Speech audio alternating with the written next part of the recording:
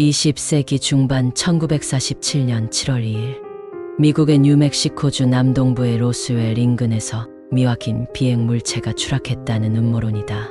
사실은 이웃한 코로나라는 마을 근처에서 벌어졌고 로스웰의 이름이 붙여진 이유는 로스웰에서 온 공군이 가장 먼저 수사했기 때문이다.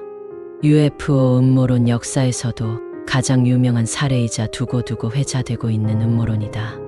로스웰 사건은 1947년 7월 워싱턴주 케이케이드 산 인근 3,000m 상공에 번쩍이는 섬광과 비행물체가 호련히 나타나면서 시작된다.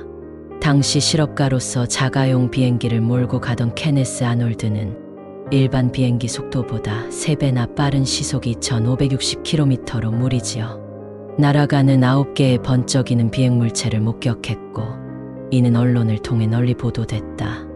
이후 이와 유사한 보고가 잇따랐다. 그러던 가운데 7월 3일 윌리엄 브레즐이라는 농부가 뉴멕시코주 남동부의 로스웰에서 100km 정도 떨어진 곳에서 미확인 비행 물체의 잔해를 발견하고선 당시 보안관인 조지 윌콕스와 지역 신문사에 연락을 한다. 보안관인 윌콕스는 미 육군 항공대에 연락했고 7월 7일 제스 마셀 소령이 군인들을 데리고 브레즐과 동행해 잔해를 수거했다. 그리고 이를 회수하여 조사했던 육군 항공대는 비행 접시를 포획했다라고 발표했다. 하지만 이 발표 내용은 24시간 만에 정정된다.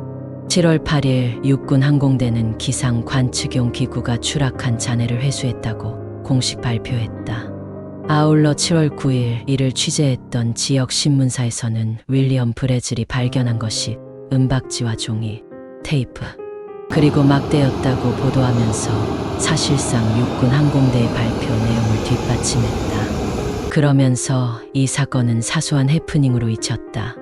모두가 보통 알고 있을 UFO가 등장하는 로스웰 사건은 한참 뒤인 1987년 영국의 UFO 연구가 티모시 굿이 주장한 것으로 어디까지나 주장이었다. 그 후 추락한 물체를 처음으로 발견한 농부 윌리엄 브레즐이 자신이 주운 물질이 지구상에 존재하지 않는 물질이라고 주장하고 다니면서 티모시 굿의 주장이 조금 더 신빙성을 얻게 되기도 했다. 당시 폴리에틸렌 은박지가 널리 보급되지 않았기에 시골에서 농사를 짓던 브레즐의 입장에서는 신기한 물건이었을 개연성도 있다. 티모시 굿의 주장이 미국 전역으로 퍼져나가면서 반향을 일으킬 즈음 1995년 영국의 실업가인 레이 산틸리가 자신이 외계인 해부 필름을 갖고 있다고 밝히고 저명한 인사들을 초대해 시사회를 열게 된다.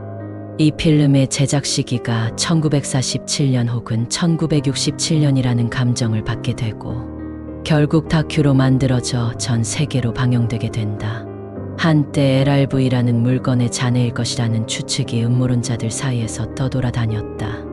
음모론자들이 주장하는 LRV가 먼고 하니 사람이 타고 조종하면서 상공 480km에서 핵폭탄을 발사하는 사실상의 우주선으로 설계된 물건이라고 한다. 당연히 이런 비행선은 조종사의 안전을 우선으로 해야 하는데 LRV에 문제가 생길 경우 고체 추진 로켓을 점화해 지구로 귀환하도록 설계하였는데 날아간 조종석을 다시 상공으로 올려 보내기 위한 방법으로 처음에는 대형 기구를 사용하려 했으나 비용상의 문제로 취소되었고 이후 여러 가지 실험을 하게 되었다고 한다.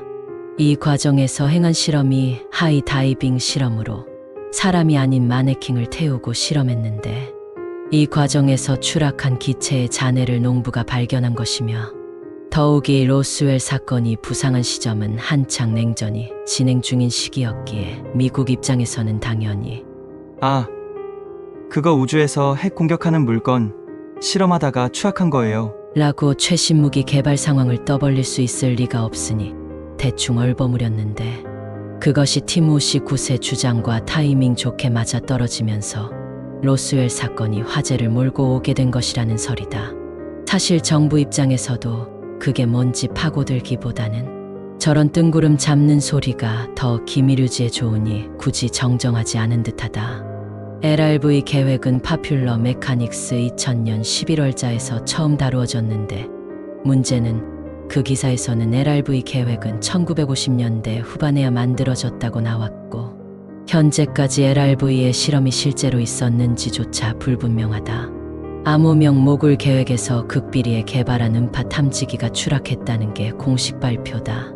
그럼에도 음모론자들의 구미가 당기게 하는 이야기는 남아있다. 그리고 이에 대한 반론들도 존재한다. 월터 하우스는 1947년 사건 당시 로스웰에 위치한 육군 항공부대의 정훈장교였다. 그는 처음 농부의 신고를 받고 출동하여 잔해를 싣고 온 후 UFO 잔해로 추정되는 것들을 주워왔다고 언론에 보도자료를 작성해준 사람이다. 발견 다음 날 월터 하우스는 상급부대로부터 경솔한 행동을 했다고 질책을 당한다. 상급부대인 제8공군 사령관 로저 M. 레미 준장은 기상 관측용 기구 잔해를 자신의 사무실에 늘어놓고 기자회견을 한다. 그 이후 군의 공식 발표와 보도는 육군 항공대의 기상 관측용 기구 추락. 그런데 엉뚱한 오보를 유도했다고 질책받은 월터 하우스는 사건 이후 바로 대위로 진급한다. 훗날 그는 로스웰에서 UFO 박물관을 세우기도 했다. 또한 2005년 12월 숨진 하우스는 자신이 세상을 떠난 후 공개하라며 유언을 남겼는데 자신이 당시 비행 접시 파편뿐만 아니라 외계인의 사체를 봤다고 말했다. 당시 외계인 사체를 분명히 목격했고 단 한 번도 본 적이 없는 얇은 금속 재질의 비행 접시 파편을 관찰했다는 것이 그가 남긴 유언의 주요 내용. 외계 생명체 및 지구상에 존재하지 않는 금속 물질로 보이는 잔해 및 외계인 사체가 당시 분명히 있었다는 것이 하우스의 고백이다. 그의 유언장에 따르면 비행 접시 길이는 3.645m 사이였고 폭은 1.8m, 외계인의 시체는 10세 정도의 어린이 키에 큰 머리를 갖고 있었다고 한다. 하지만 그 유언장이 자신의 UFO 박물관을 위한 의도적인 것이었는지도 모른다는 지적도 있다. 그리고 이 주장도 자세히 뜯어보면 이상한 게 있는데 당시 중위에 지나지 않은 하우스에게 군기밀 외계인 시체, UFO 잔해를 보여주고 정작지기가 더 높은 마샬 소령한테는 안 보여준 게 된다. 과연 진실은 무엇일까? 정말 단순한 해프닝일까? 영상이 재미있으셨다면 구독, 좋아요 부탁드립니다.